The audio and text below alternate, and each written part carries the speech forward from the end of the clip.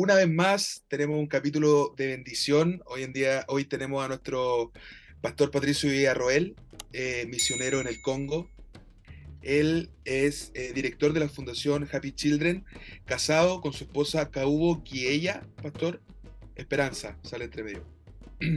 Tiene 3 hijos varones. Él nació en Chile en el año 72, ella en el Congo el año 79. Sus 3 hijos nacieron en Argentina.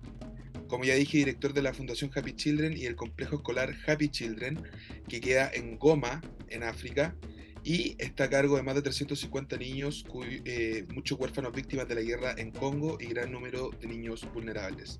Así que, pastor, le damos la bienvenida. Sabemos que allá es un poco tarde, son pasadas la medianoche allá, así que le agradecemos de parte del equipo de Jaque Mate para Teos por estar con nosotros. Nano, Nico, ¿cómo están? Bien, gracias además, contento de este capítulo, así que el Señor lo bendiga. Yo igual estoy bien. ¿Me escuchan, cierto? Sí. Te escuchamos. Sí, bueno, estoy contento porque al fin tuvimos la oportunidad de entrevistar al hermano Patricio. Y bueno, gracias al Señor también que el hermano se pudo mejorar. Sabemos que tuvo un Sí, problema está de enfermito. salud hace poco, así que gracias, hermano, también.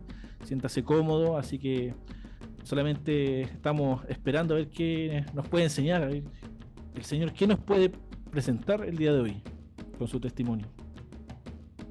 Doctor Patricio, sabemos que usted es director de la Fundación Happy Children. Cuéntenos un poco cómo surgió esta hermosa obra y de qué se trata. ¿Cuál es el trasfondo que tiene esta fundación? Nosotros comenzamos esta tarea hace ya 7 años, sí, un poquito más de 7 años. De hecho, al principio, en el año 2016-2017, veníamos aquí a la ciudad de Goma, en República Democrática del Congo. Si bien conocíamos ya, yo conozco este lugar desde que era Zaire. Estoy hablando, y estuve acá en este país que fue justo en el tiempo de la transición entre Zaire y República Democrática del Congo. Esto es un país donde siempre vive en guerra y estuve en el tiempo en que fue la guerra de la transición. Nos casamos aquí con mi esposa en el año 97, pero yo ya estaba acá desde el 96. Entonces, hablando de los años más cercanos a nosotros, obviamente, hace 7 años atrás, 8 años atrás, trabajaba ayudando, sirviendo al Señor en escuelas, orfanatos, donde veía que la necesidad es extrema, llevando alimento, medicamentos, calzado, vestimenta, alimentos a los orfanatos. Entonces, mi trabajo era enfocado hacia eso, hasta que llegó el momento en que el Señor nos habló claramente como matrimonio de que teníamos que abrir nuestro propio pozo. En otras palabras, como que el Señor nos habló claramente como cuando Dios le habló a Isaac en aquellos tiempos cuando el padre de Isaac, Abraham, había muerto. Entonces lo que estaba haciendo Isaac era de querer abrir los pozos que había abierto su padre Abraham. Sin embargo, siempre tenía conflictos con los filisteos. Entonces, luego habría otro pozo que lo había trabajado su padre Abraham, hasta que llegó el momento en que seguía riñendo, dice en el libro de Génesis, seguía riñendo con los filisteos, hasta que llegó el momento en que tuvo que cavar su propio pozo. Entonces, Dios marcó claramente en nuestros corazones que teníamos que cavar nuestro propio pozo. Entonces eso significaba de que teníamos que abrir nuestro propio orfanato, y así lo hicimos. Abrimos nuestra fundación que se llama Happy Children, que sería Niños Felices, ¿sí? Aunque aquí no se habla inglés, pero ese fue el nombre que el Señor nos dio para nuestra fundación. Y así comenzamos a transitar este camino que es con mucho compromiso, requiere mucha responsabilidad de trabajar con niños, mayormente niños huérfanos, víctimas de la guerra, del hambre, del abandono, de toda la crisis que se vive en este país.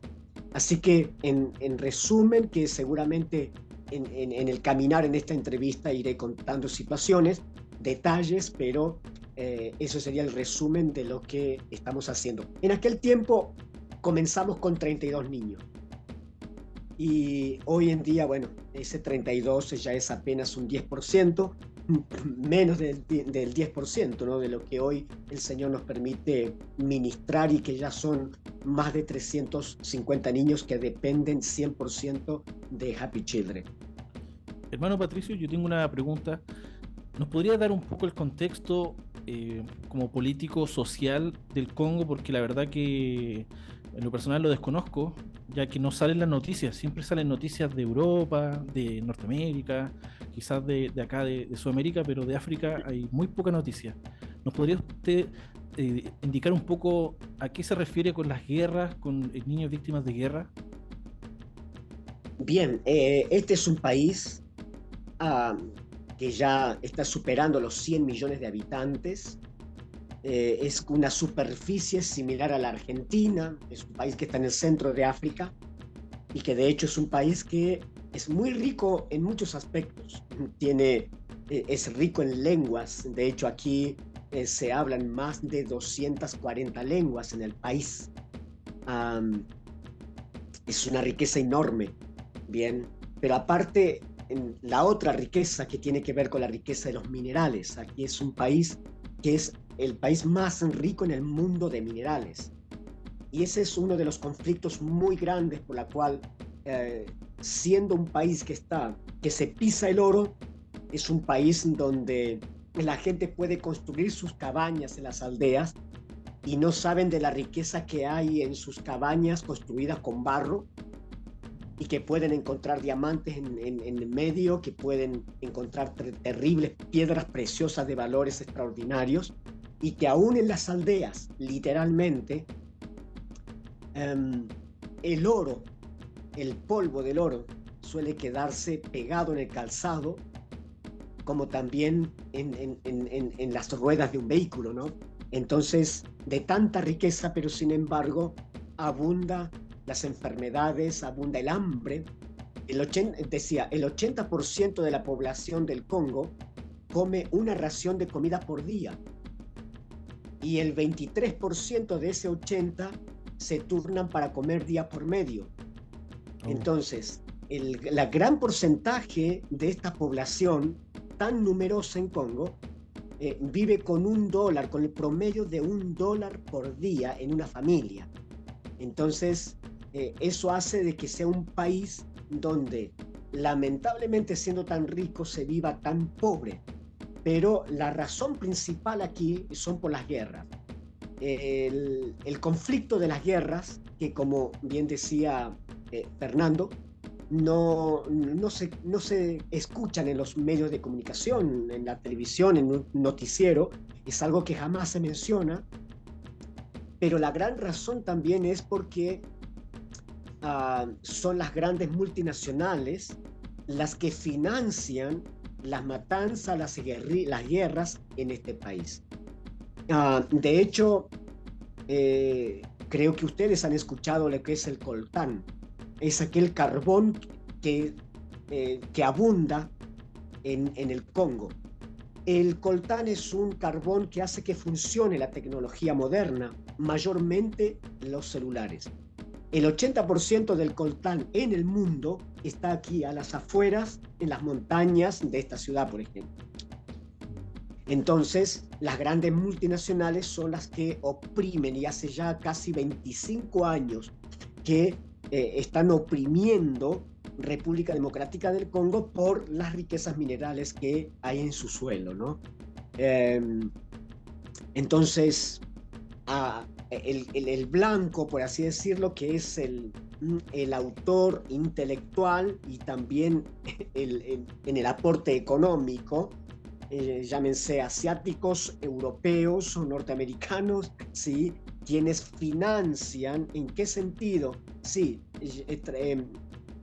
pagando para que simplemente crucen las fronteras toneladas de minerales. Y lamentablemente, bueno, hay un gobierno que se vende a todo esto, las autoridades que hacen oídos sordos, pero también que siempre tienen la mano abierta para la coima. En este país abunda la orfandad justamente por el gran problema de las guerras que tiene que ver por las riquezas minerales. Entonces, lamentablemente, siempre decimos nosotros que si bien es el propio negro, el propio congoleño que mata a su gente, pero es el blanco, lamentablemente, ya sea de Europa, de Asia, de Norteamérica o de cualquier otro país donde son ellos quienes financian, lamentablemente, para que obtengan los minerales que ellos precisan. Que de hecho ha dicho que el 80% del coltán en el mundo se encuentra aquí, en las montañas a las afueras de la ciudad de Goma, como en las provincias de Ituri, norte y sur del Kivu, que son provincias donde hay más riquezas minerales en este país. Entonces, lamentablemente que son los grupos rebeldes los que tienen el monopolio, el dominio de las minerías, y que son miles que lamentablemente trabajan en esas minerías, y a otro gran porcentaje de niños que los hacen soldados de guerra. De hecho, niños ya de 8, 9, 12 años están portando armas y son quienes lamentablemente son usados para que puedan trabajar al gusto y al placer de quienes tienen este control. Entonces, lo que hacen los grupos rebeldes es matar a hombres. De hecho, nosotros decimos y vemos aquí siempre que hay pocos abuelos. ¿Por qué? Porque son a los hombres quienes más matan. Después, bueno, a las mujeres son violadas, a las niñas que son violadas, y después al resto de niños que los llevan y los raptan para trabajar o hacer los soldados de guerra. Entonces, nosotros viendo este gran flagelo en este país, realmente Dios tocó nuestros corazones para que hiciéramos algo. Sí, de hecho, son muchísimas las organizaciones internacionales que trabajan en este país, pero tristemente también la mayoría de ellas caen en ese vicio de también traficar minerales.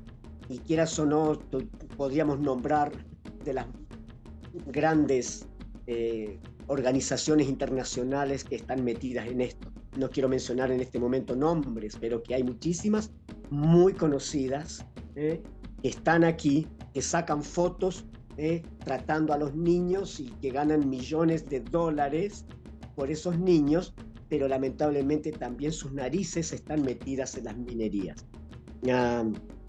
Entonces nos da impotencia de ver que hay un país tan rico y que hay tanta presencia al mismo tiempo de organizaciones internacionales, pero que lamentablemente aquí el mundo está oprimido.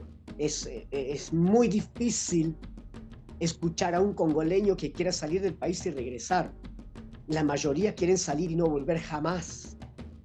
Entonces, en los últimos 20 años ya murieron 15 millones de personas por las riquezas minerales. Y eso obviamente no está en las estadísticas de los noticieros. Sí, eso es lo que yo les decía, que no me escuchaba, parece, para los amigos del en vivo, que estas noticias no aparecen en la noche, en las noticias centrales, sino que, como le decía, aparecen de otros países, Europa, Estados Unidos, Rusia, Ucrania, pero sabemos que hay hambre, que hay sufrimiento en África, pero es difícil alguien que vive ahí nos cuente el testimonio, hermano, así que es demasiado impactante lo que nos cuenta. O sea, yo no me puedo ni siquiera imaginar cómo debe ser el sufrimiento de esos niños, pero bueno, ahí lo envió el Señor con un propósito, así que nos alegramos de que nos haya concedido esta entrevista. Sí, hay mucho para contar, obviamente, y testimonios que tenemos de jóvenes que ahora están con nosotros, no como huérfanos, sino jóvenes que están trabajando para nosotros y que sinceramente ellos no dejarían jamás lo que hoy tienen por el hecho de que ellos eran usados para trabajar en las minerías, y hay tremendos testimonios de los derrumbes, porque no hay ningún tipo de seguridad en absoluto, sino que cuando comienzan a construirse esas cuevas en las partes montañosas para empezar a adentrarse a los lugares donde están para obtener los minerales, es impresionante. Cuando hay derrumbes, todos cuantos quedan allá adentro, no sé, 100 niños menos, 40 menos, no hay ningún problema, hay que seguir, total, niños hay, es lo que abunda en este país. O sea, son un número. Exactamente. Y otra cosa también, bueno, de tantos niños que son víctimas de todo esto, ¿no? En el sentido del hambre, de las enfermedades.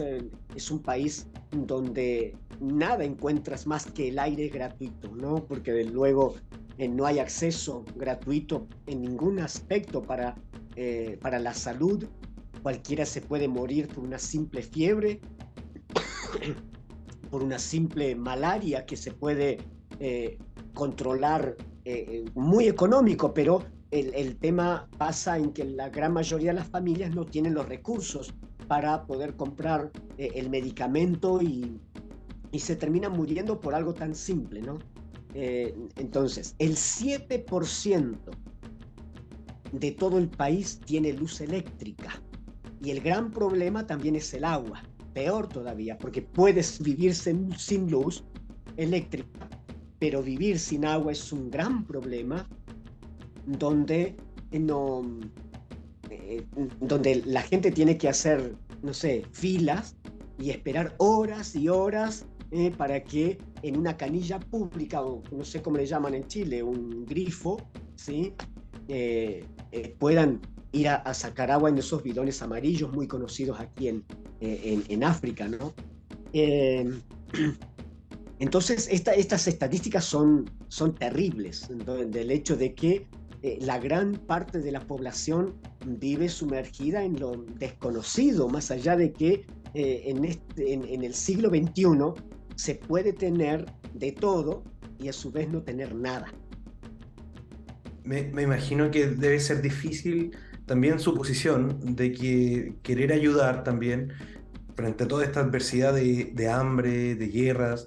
Hablábamos también un poco también de la delincuencia que esto va consigo, de los secuestros. Entonces, ¿cómo ha sido el trabajo que usted hace, pastor, de evangelizar, de transmitir un Dios de amor frente a todo este mal y adversidades que tienen allá en el Congo? Sí, este es un país, entre comillas, denominado cristiano. Es un país cristiano.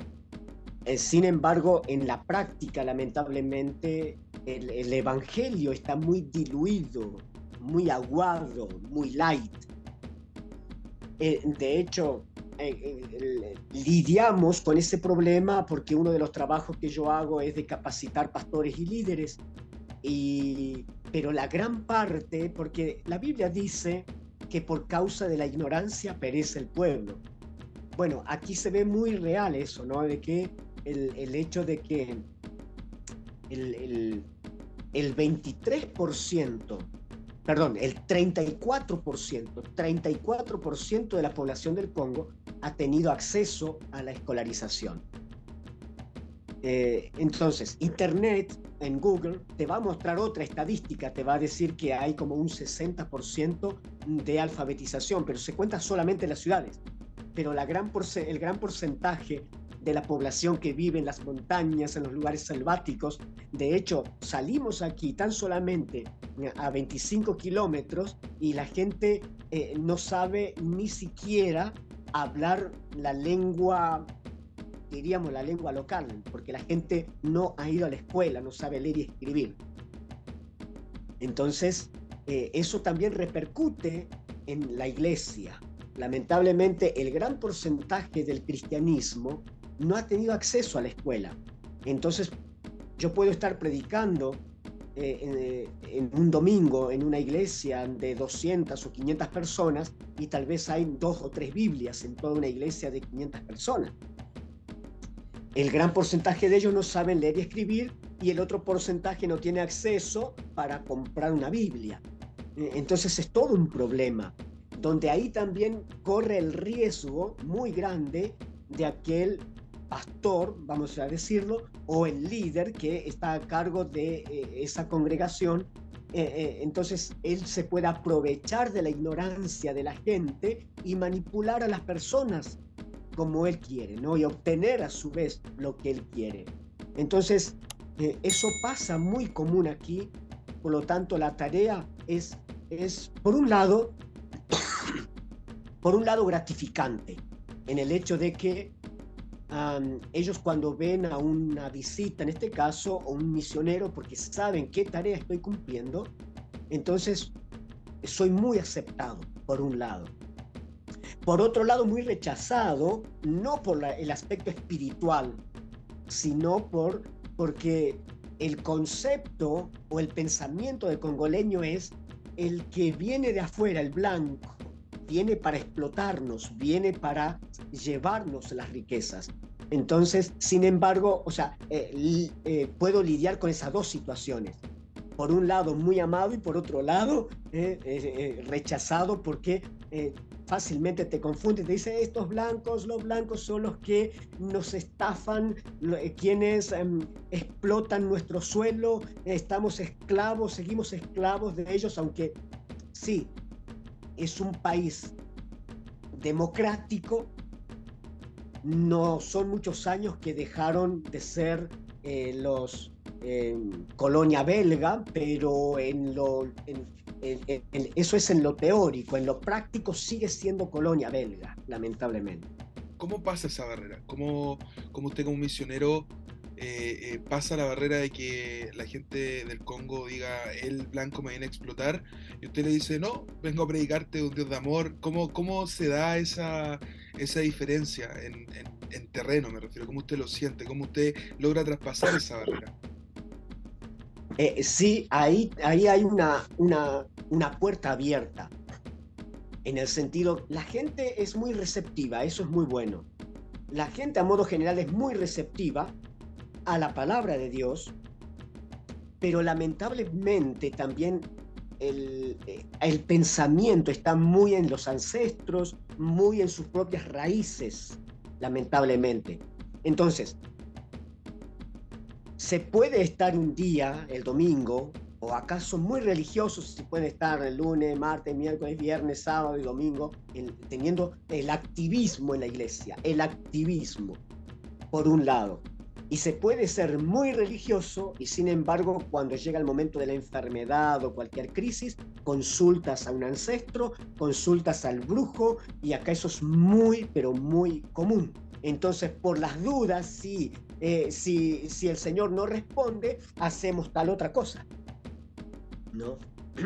Entonces, sí es muy aceptado la palabra de Dios, entonces no hay problema en ese aspecto, ¿no? Y damos gracias a Dios porque uno ve el cambio en aquellos que lo aceptan. Entonces, nuestro trabajo está enfocado, por un lado, en el aspecto espiritual, en la capacitación de pastores y líderes, de predicar la palabra en congregaciones que, bueno, son muy abiertas a recibirnos. Y por otro lado, tenemos un campo 100% fértil, que es trabajar con los niños. Y nuestro enfoque mayor está allí, en construir nuevas generaciones a través de los niños. El hecho de que ahora tenemos la escuela propia Happy Children, nuestro complejo escolar, eso hace también de que empezamos a poder capacitar desde niños, enseñarles la palabra de Dios en todos los aspectos.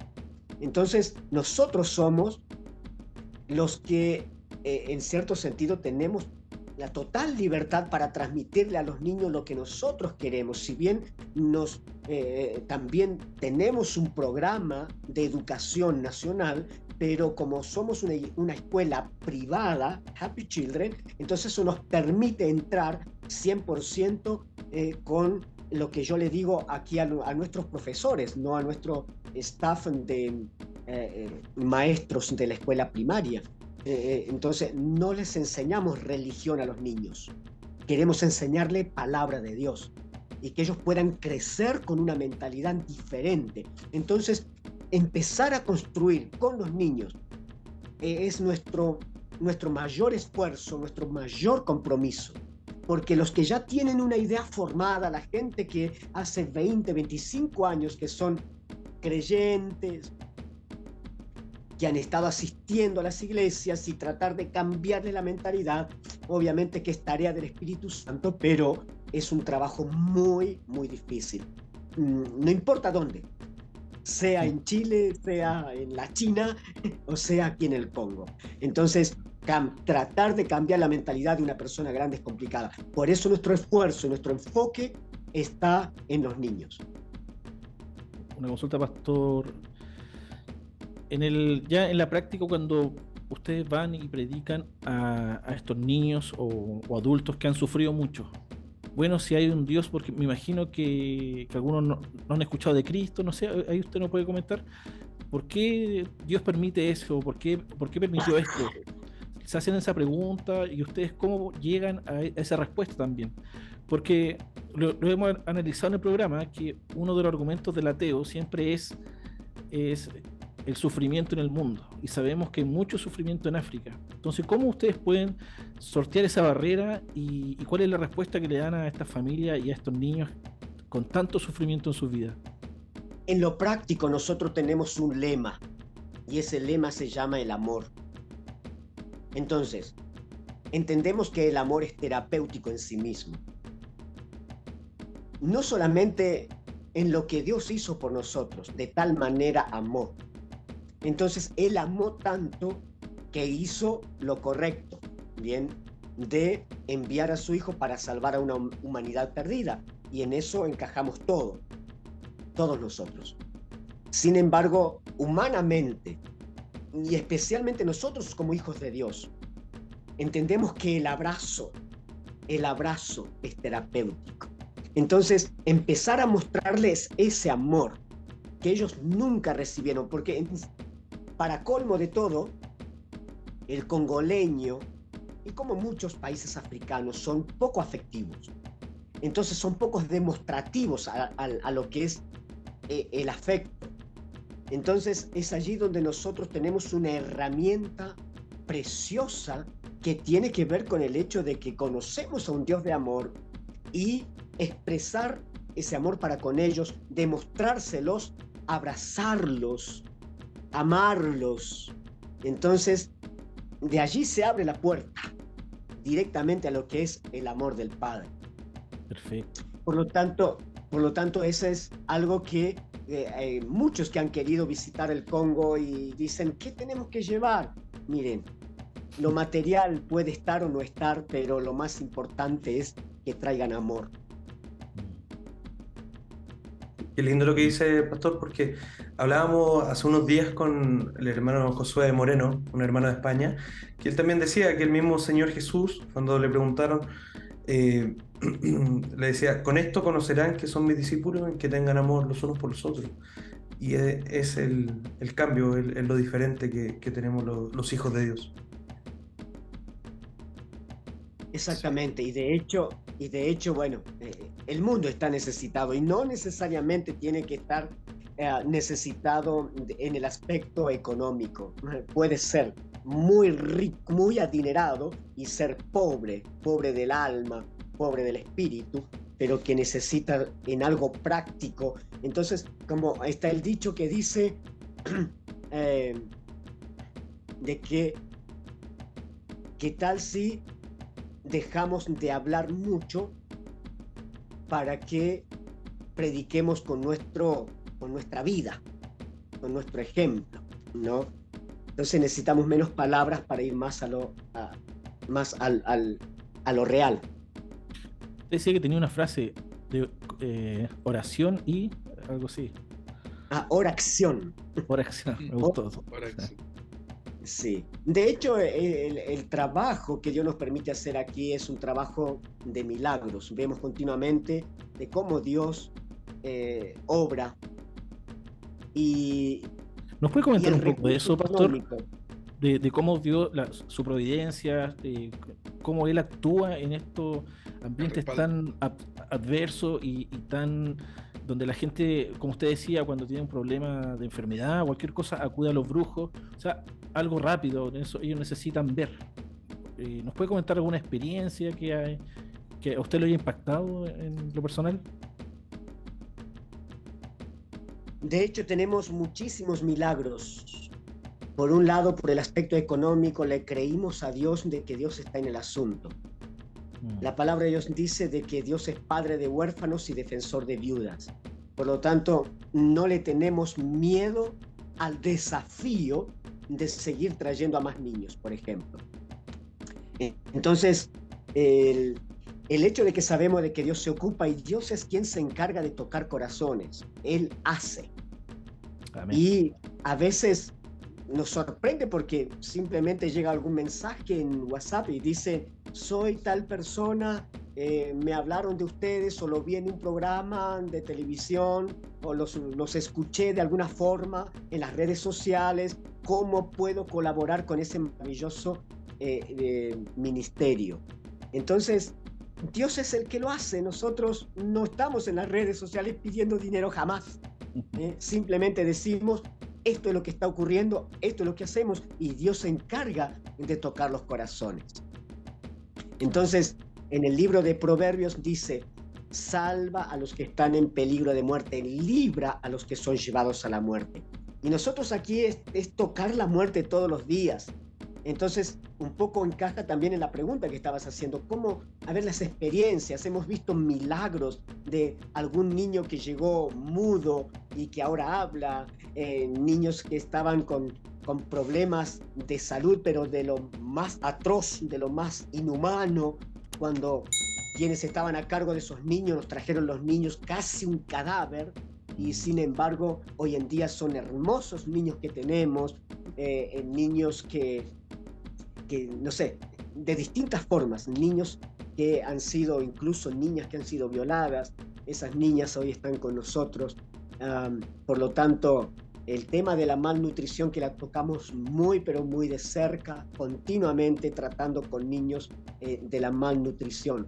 Y eso es terrible de ver que el gran porcentaje, estamos trabajando en la aldea que se llama Saque, a 25 kilómetros de aquí. Ahí tenemos otro centro, Happy Children. No es un orfanato como el que tenemos aquí en la ciudad de Goma, porque es un hogar de día, por así decirlo, donde tenemos a más de 200 niños que son atendidos durante el día, donde reciben el desayuno, se los asea personalmente, se los trata en sus enfermedades, y se les da el almuerzo, se los educa, porque también en la aldea también nos ocupamos para que esos niños vayan a la escuela. Entonces vemos realmente el cambio, y esa es, creo que la satisfacción más grande de alguien, es ver el cambio, el antes y el después. Que me recuerda mucho la palabra que dice: orad para que el Padre envíe más obreros. O sea, dice que los campos están blancos, ya están listos para la siega, y que la mies es mucha y los obreros son pocos. Así que yo creo que ahí hay demasiado trabajo que hacer aún para lo que usted está haciendo. Muchísimo, muchísimo. Acá no te aburres nunca, es lo que decimos siempre. Acá nunca te vas a aburrir. Oiga, pastor, o sea, yo creo que más de alguna vez, pero los niños, por ejemplo, salen del orfanato y ellos mismos se transforman en profesores o cuidadores de sus propios como hermanos chicos, por decirlo así. ¿Así trabaja la fundación también? No, todavía no, porque somos una fundación nueva. Hace claro. Recién 7 años, y recién ahora, por ejemplo, los mayores que tenemos tienen 13, 14, hay un solo niño que tiene 16 años. Entonces, pero recién está en el segundo año de la escuela secundaria. ¿Por qué? Porque empezó su primaria teniendo 8 o 9 años, ¿sí? Y la mayoría, muchos de los niños que recibimos tienen hasta 11 años y recién están comenzando su primer año de la escuela primaria con nosotros, porque en todos los años anteriores nunca fueron a la escuela. ¿Y los profesores son de allá del mismo Congo? ¿Son congolianos los profesores? Sí, obviamente, el 100% de nuestro equipo de trabajo tenemos 17 personas que trabajan en los 2 centros que tenemos, que todo lo que tiene que ver con atender a los niños. Y luego tenemos a 8 personas, desde el director, todos los maestros, secretarios de la escuela primaria.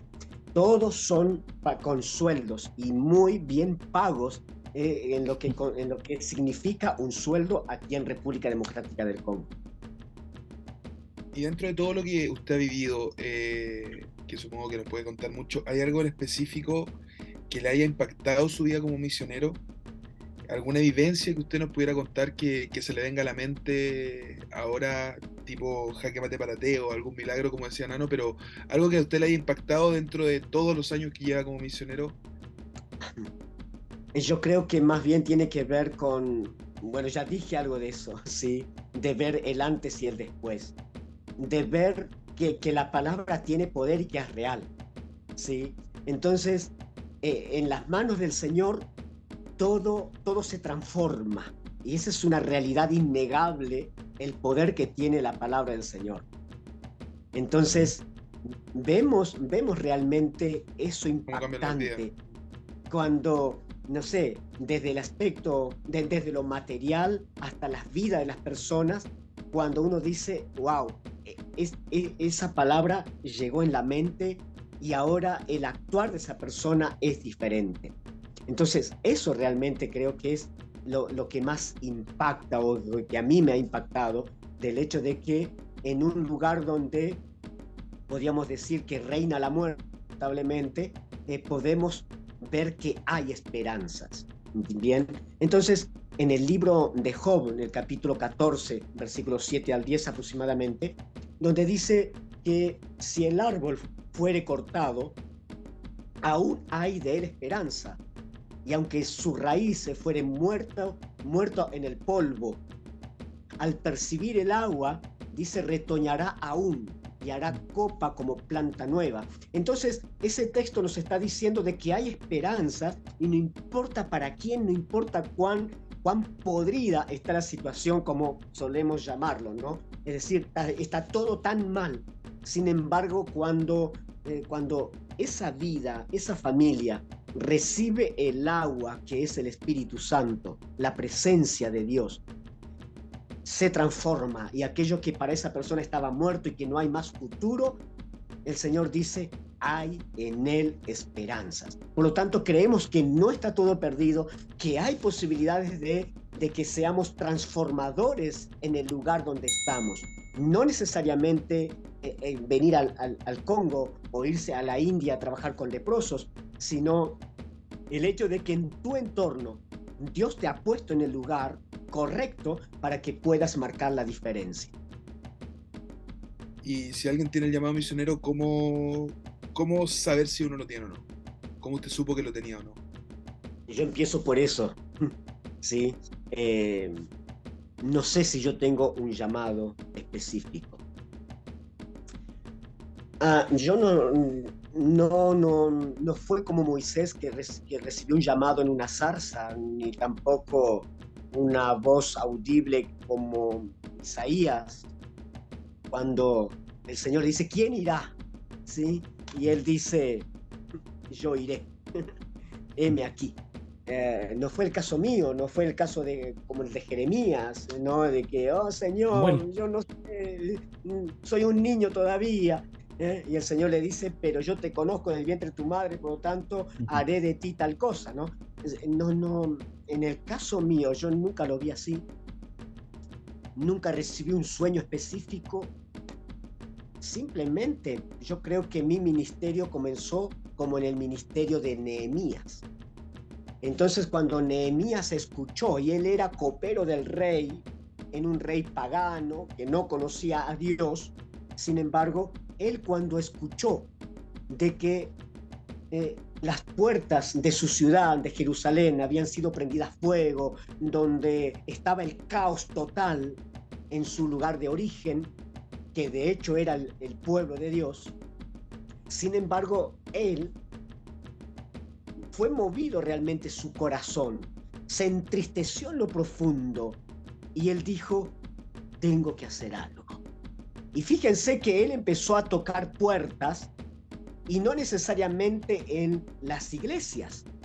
Él empezó a tocar puertas y al primero a quien tocó fue al rey. Le dijo: quiero que usted me haga una carta para que yo pueda ir y para que me provean de la madera, de los materiales y para que se me abran puertas y en las embajadas, etcétera. Entonces, es una persona que me identifico porque él vio el caos y actuó.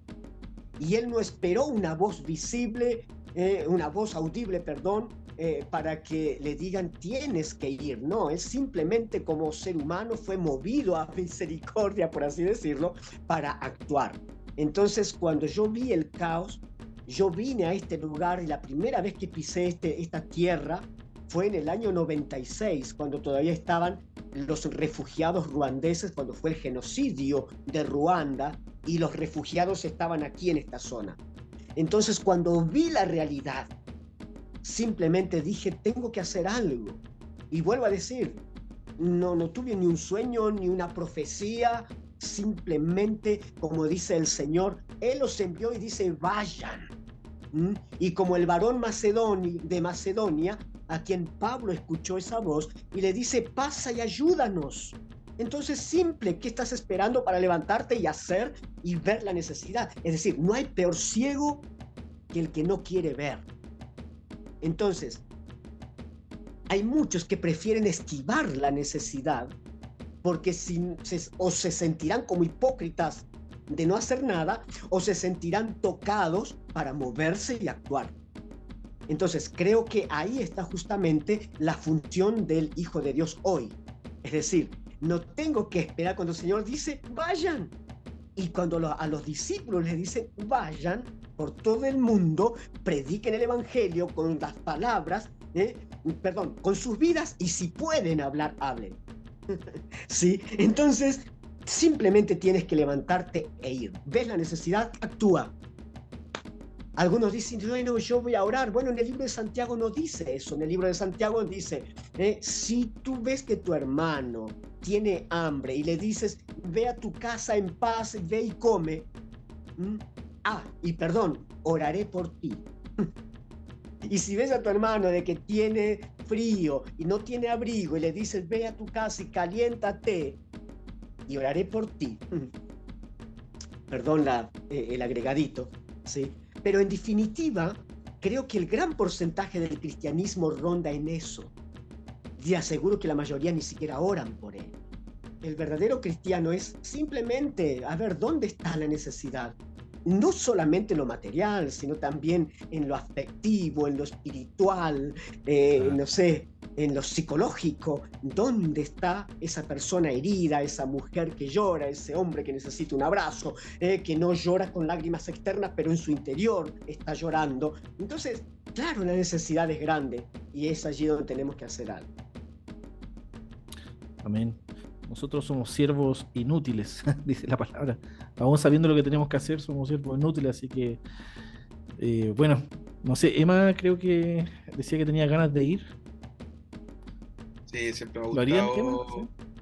Yo lo haría feliz, hermano. Siempre me ha gustado las misiones, la verdad. Eso es lo que he conversado con el pastor previamente en la entrevista. La verdad es que tuve una pequeña misión en el sur de Chile y fue una experiencia muy linda.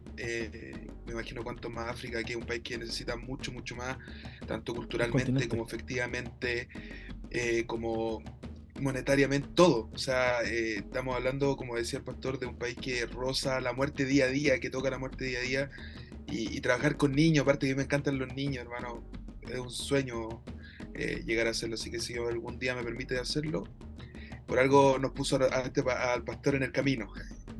Así que vamos a ver qué pasa. Usted podría quizás invitar al que quisiera participar, aportar. Ustedes tienen redes sociales, ¿cómo los pueden contactar? Si es que hay alguna persona que le interese ayudarles. Sí, creo que la forma más concreta es que se comuniquen con nosotros. Yo creo que ustedes pueden pasar allí nuestro número de WhatsApp. Si bien en Facebook nos encuentran también como Patricio Villarroel, con doble R, Villarroel, ¿sí? O mi esposa como Espe, de Esperanza, Espe Kiella, Kyeyea, A. Entonces nos encuentran allí en Facebook y pueden comunicarse con nosotros o con nuestro número de WhatsApp, porque de allí les indicamos nosotros cómo el que está, el que es tocado, ¿sí? Y el que no es tocado también, de poder decir, listo, mira, yo quiero hacer algo, ¿cómo puedo bendecir con algún recurso económico? Entonces les indicamos cómo hacerlo, porque aquí estamos en Congo. No es como en Latinoamérica o cualquier otro país donde le damos una cuenta bancaria y deposítalo acá. Lamentablemente no es así. Entonces tenemos otro medio para que se puedan recibir los recursos. Pastor, agradecerle por este tiempo. Yo creo que todos nos vamos bien contentos con lo que compartió. Nos llega todo porque, como usted dice, oración, y nosotros, si comparamos en obras, lo que podemos hacer nosotros, por ejemplo, en nuestras redes sociales, predicar también, es poco y quedamos al debe con, como decíamos, la mies es mucha y los obreros son pocos, así que también un llamado de atención, yo creo, para todos nosotros, que está en su casa, aquel que nos está escuchando quizás en la micro, de que podemos activar, de que podemos predicar la palabra y no solamente, como usted decía, se tiene que predicar también monetariamente, sino también con ir al necesitado, al que está sufriendo, aquel que necesita un abrazo, está solo. Así que, pastor, que el Señor lo bendiga. Vamos a pasar ahí sus contactos y esperamos que el Señor siga fortaleciendo su ministerio y todo lo que está haciendo. Que sea muy bendecido. Amén. Muchas gracias, pastor. Dios le bendiga. Perfecto, muchísimas gracias a ustedes. Y bueno, termino con un proverbio africano. Este dice: si quieres ir rápido, ve solo, pero si quieres llegar lejos, ve acompañado. Entonces, esto lo relaciono con nuestro trabajo, nuestro ministerio, en el cual entendemos, yo soy una persona muy eléctrica, muy activa, entonces, sin embargo, si quiero ir rápido, voy solo, y es verdad, acá yo hago 10 vueltas y el congoleño recién está empezando la segunda vuelta. Son muy lentos para todo, ¿no? Sin embargo, el proverbio dice: si quieres ir rápido, ve solo, pero si quieres llegar lejos en la vida, ve acompañado. Y este es un trabajo que nosotros no lo podemos hacer solos. De hecho, somos la cara visible de todo lo que Dios nos permite confrontar el día a día. Sin embargo, es un trabajo que para salvar vidas estamos o necesitamos estar acompañados de todos o de muchos.